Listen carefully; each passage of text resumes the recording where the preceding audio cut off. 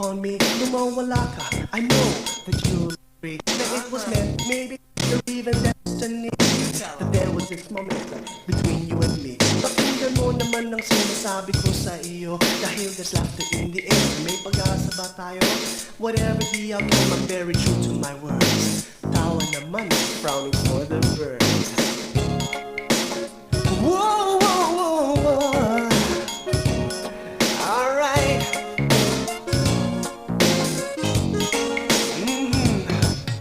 Sabihin mo na lang ang mga good times we've had, yung mga picnics doon sa Quirino Grandstand. We went walking and biking, you remember it ba? Palambing-lambing nga, may pakis-kis pa. Sa cheeks, sa eyes, sa forehead din. Hindi ko makakalimutan yung lips to lips natin. Siyempre, ang sweet, nakakagigil. Killing to the bones nga ang aking nafe-feel. Oh, pwede ba pagbigyan mo pa? Wag mo naman mahirapan pa. Pwede ba pakinggan mo na?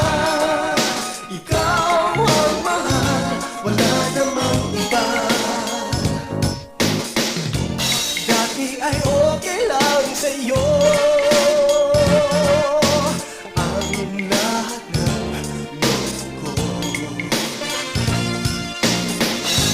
Di ko naisip na sawa ka na, at ako'y iiwan mo at di na pansinin. Oh, pwede ba pagbigyan mo pa? Wag mo naman mahirapan pa. Oh, pwede ba pakinggan mo na? Ikaw ang mahal, wala namang iba. So please naman mahal, you know I love you with my heart.